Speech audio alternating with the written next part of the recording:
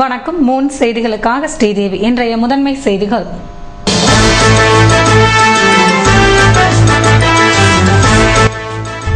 மாணவர் பேருந்தில் பயணம் செய்த அரும்பார்த்தபுரம் அரசு பள்ளி மாணவிகள் காயம். உள்ளேன் ஐயா படம் பார்த்துவிட்டு பள்ளி திரும்பும் போது சோகம்.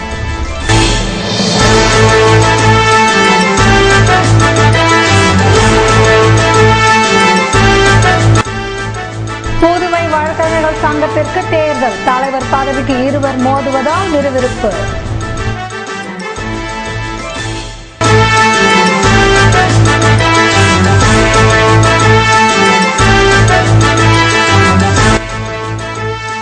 புதுவை அருகே உள்ள மடுகரையில் தொடர் தீ விபத்தால் பொதுமக்கள் பீதி. இரவிலும் கண் விழிக்கும் அபாயம்.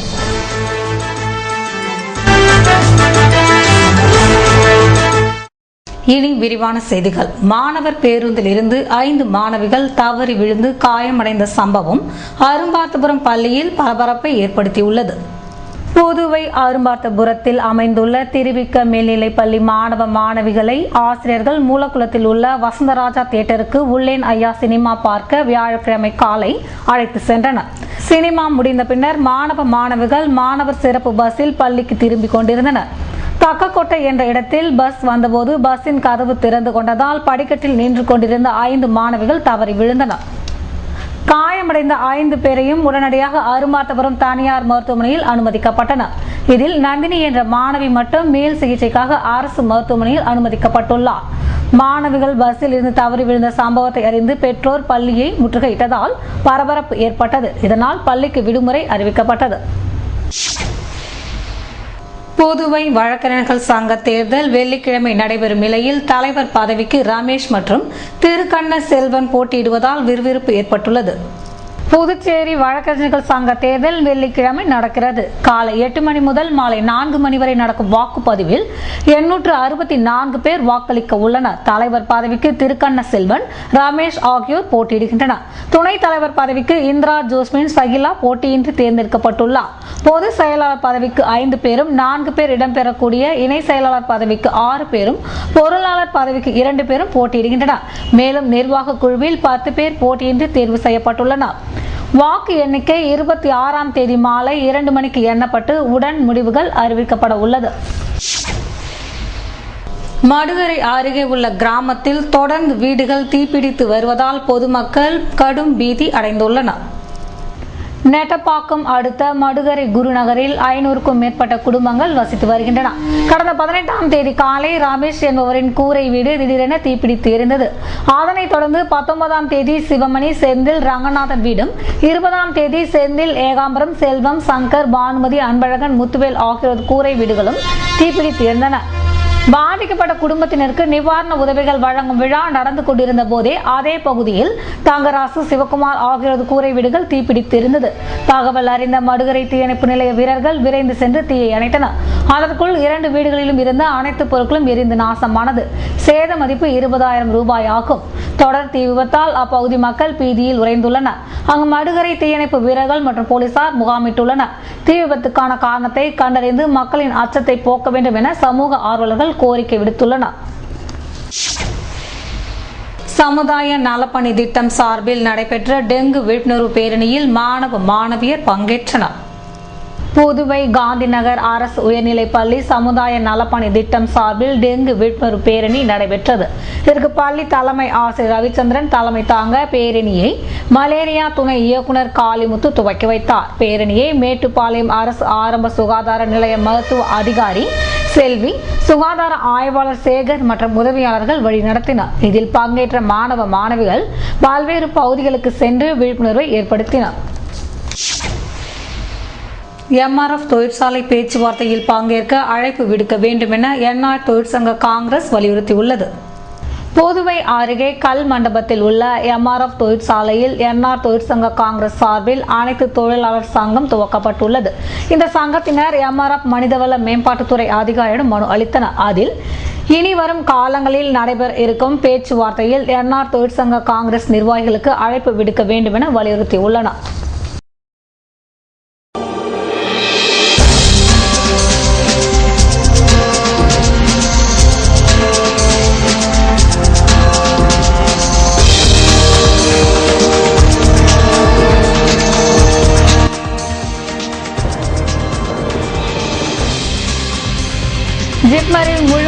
மருத்துவ சிகிச்சை பயிலரங்கு, புற்றுநோயின் தாக்கம் குறித்து டாக்டர் பூங்குழலி விளக்கம்.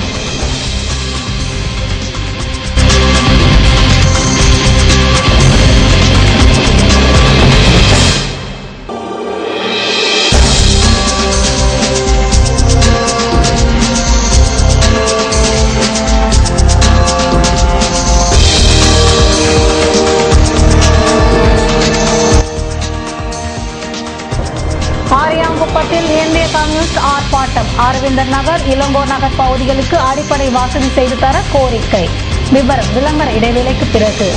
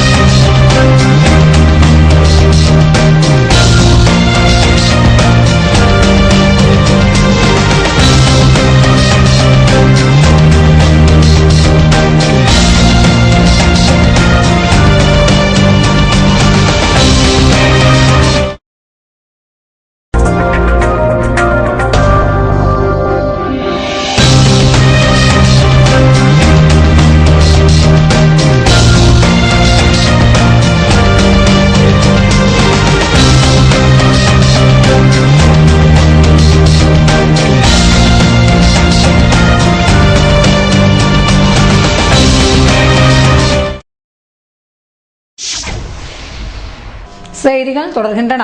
புதுவையில் பல்வேறு தொகுதிகளை சேர்ந்த இளைஞர்கள் மாநில செயலாளர் அனந்தராமன் முன்னிலையில் பாட்டாளி மக்கள் கட்சியில் சேர்ந்தனர். புதுவையில் பல்வேறு தொகுதியை சேர்ந்த இளைஞர்கள் பாமகவில் இணையும் விழா நயனார் மண்டபத்தில் புதன்கிழமை நடைபெற்றது. பெருமாள் ராஜா தலைமை தாங்க பாலமுருகன், அருள், பிரபாத் ஆகியோர் முன்னிலை வகித்தனர். இதில் சிறப்பு அழைப்பாளராக வழக்கறிஞர் பாலு பங்கேற்க மாநில செயலாளர் அனந்தராமன் சிறப்புரையாற்றினார். இதில் பாமக மற்றும் வன்னியர் சங்க நிர்வாகிகள் பங்கேற்று பல்வேறு தொகுதியை சேர்ந்த பலர் பாமகவில் தங்களை இணைத்துக் கொண்டனர். புதுவை அருகே உள்ள சுல்தான்பேட்டையில் 200 kV திறன் கொண்ட டிரான்ஸ்பார்மரை சட்டமன்ற உறுப்பினர் நமச்சிவாயம் துவக்கி வைத்தார். புதுவை அருகே உள்ள சுல்தான்பேட்டையில் மக்கள் பயன்பாட்டிற்காக 200 kV திறன் கொண்ட டிரான்ஸ்பார்மர் அமைக்கப்பட்டுள்ளது.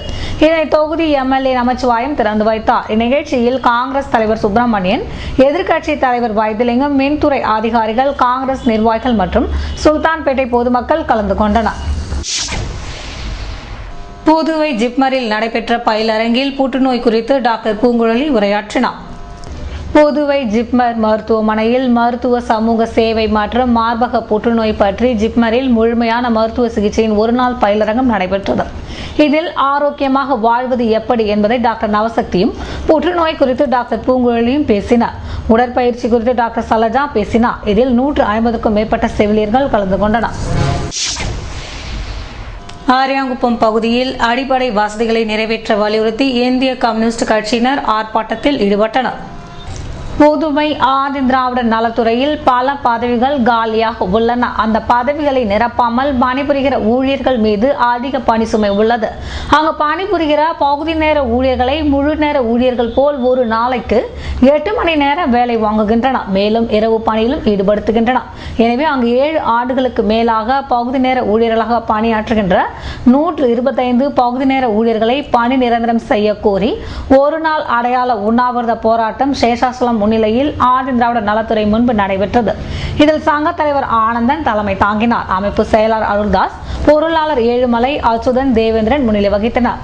அப்போராட்டத்தில் சங்க பொறுப்பாளர்களும் முழு நேர பணியாளர்களும் பெருவாரான பகுதி நேர ஊழியர்களும் கலந்து கொண்டனர். இதேபோல் காமராஜர் வேளாண் அறிவியல் நிலைய தொழிலாளர்கள் தங்கள் கோரிக்கையை வலியுறுத்தி குருமாம்பேட்டில் கண்டன ஆர்ப்பாட்டம் நடத்தினர். இதற்கு சங்க தலைவர் நடராஜன் தலைமை தாங்க ராமகிருஷ்ணன், ராஜி, பாஸ்கர் ஆகியோர் முன்னிலை வகித்தனர். சம்மேளன தலைவர் சீதாராமன், பொதுச் செயலாளர் பிரேமதாசன், CITU ராமச்சந்திரன், துணை பொதுச் செயலாளர் ராதாகிருஷ்ணன் ஆகியோர் சிறப்புரையாற்றினர். இதேபோல் அரவிந்தர் நகர், இளங்கோ நகர், ஜெயபால் நகர் பகுதியில் அடிப்படை வசதிகளை நிறைவேற்ற கோரி இந்திய கம்யூனிஸ்ட் கட்சியினர் அரியாங்குப்பம் கொம்யூன் அலுவலகம் முன்பு ஆர்ப்பாட்டம் நடத்தினர். மணவெளி தொகுதி பொருளாளர் சண்முக சுந்தரம், காந்தி ஆகியோர் தலைமை தாங்க ஆர்ப்பாட்டத்தை மாநில நிர்வாக குழு உறுப்பினர் அபிஷேகம் துவக்கி வைத்தார். இதில் கட்சியினர், நிர்வாகிகள், தொண்டர்கள் கலந்து கொண்டனர். புதுவை குர்சுகுப்பம் அரசு பெண்கள் மேல்நிலைப் பள்ளியில் பொதுத் தேர்வில் அதிக மதிப்பெண் பெற்ற மாணவிகள் பாராட்டி கௌரவிக்கப்பட்டனர். குர்சுகுப்பம் SNKC அரசு பெண்கள் மேல்நிலைப் பள்ளியில் 2013-14 ஆண்டு அரசு பொதுத் தேர்வில் 10ஆம் வகுப்பு மற்றும் 12ஆம் வகுப்பில் முதல் 3 இடங்களை பிடித்த மாணவ மாணவியருக்கு ரோட்டேரியன் புதுச்சேரி எலைட் சார்பாக நாட்டு நலப்பணி திட்டம் நடத்தும் பரிசளிப்பு விழா நடைபெற்றது. நிகழ்ச்சிக்கு பள்ளி துணை முதல்வர் ராமலிங்கம் தலைமை தாங்கினார். பயிற்சி பெற்ற பட்டதாரி ஆசிரியர் ஜெயராஜ் வரவேற்புரையாற்றினார். ரோட்டேரியன் எலைட் ஆளுநர் ஏகநாதன் முன்னிலை வகித்து பரிசுகளை வழங்கினார். முன்னாள் துணை ஆளுநர் கருணாகரன் பாராட்டுரை வழங்கினார். 10ஆம் வகுப்பு தேர்வில் முறையே முதல் 3 இடங்கள் செல்வன், ஐயப்பன், பாலாஜி, சூர்யாவும், 12ஆம் வகுப்பு தேர்வில் முறையே செல்வி, விசாலாட்சி, உத்ரா, பேச்சாய் இவர்களுக்கு பரிசு வழங்கப்பட்டது. பொருளியல் பாடத்தில் 200க்கு 200 மதிப்பெண் பெற்ற பேச்சாய்க்கும் 200க்கு 199 மதிப்பெண் பெற்ற விசாலாட்சி விஜயலட்சுமிக்கும் விரிவுரையாளர் திருமதி சரஸ்வதி பணப்பரிசு தந்தார். இவ்வாண்டு 91% தேர்ச்சி காண்பித்த ஆசிரியர்கள் பாராட்டப்பட்டனர்.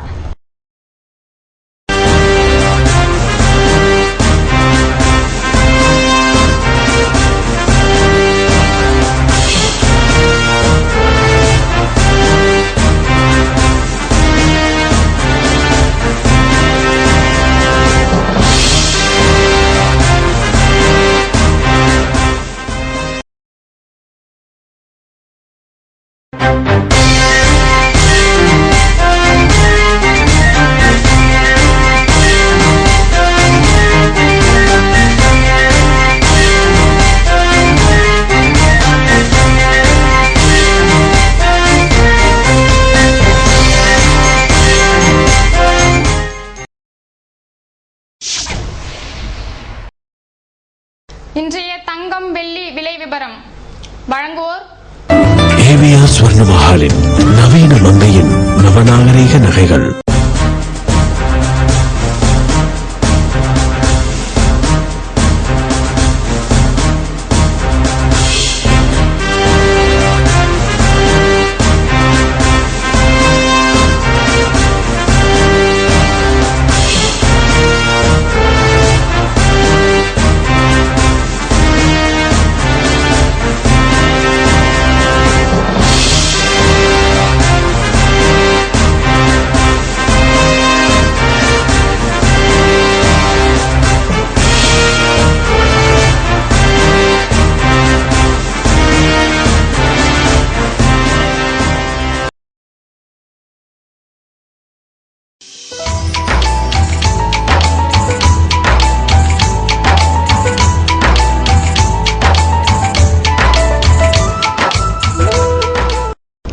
புதுவையில் இன்றைய வெப்பநிலை அதிகபட்சமாக 30 டிகிரி செல்சியஸ் ஆக பதிவானது. நாளைய வானிலை 31 டிகிரி செல்சியஸ் ஆக காணப்படுவதுடன் வானம் மேகமூட்டத்துடன் தென்படும் என வானிலை மையம் தெரிவித்துள்ளது. புதுவை கடற்கரையில் இருந்து சுமார் 50 கிலோமீட்டர் தூரம் வரை இன்று 3 அடியாக காணப்பட்ட கடல் அலை உயரம் நாளை 2 அடியாக காணப்படும் என்றும், தென்மேற்கு திசையிலிருந்து 21 கிலோமீட்டர் வேகத்தில் காற்று வீசும் என்று சென்னை வானிலை மையம் தெரிவித்துள்ளது.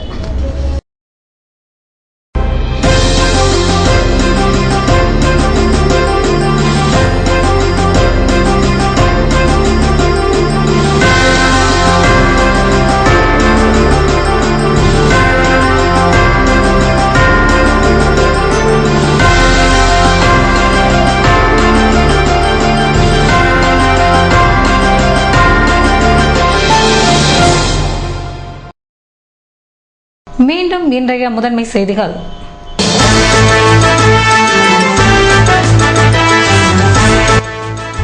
மாணவர் பேருந்தில் பயணம் செய்த அரும்பார்த்தபுரம் அரசு பள்ளி மாணவிகள் காயம். உள்ளேன் ஐயா படம் பார்த்துவிட்டு பள்ளி திரும்பும் போது சோகம்.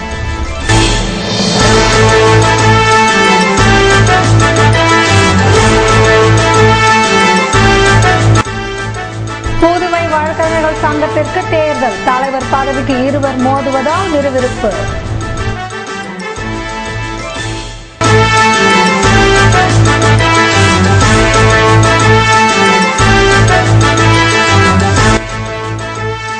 புதுவை அருகே உள்ள மடுகரையில் தொடர் தீ விபத்தால் பொதுமக்கள் பீதி, இரவிலும் கண் விழிக்கும் அபாயம்.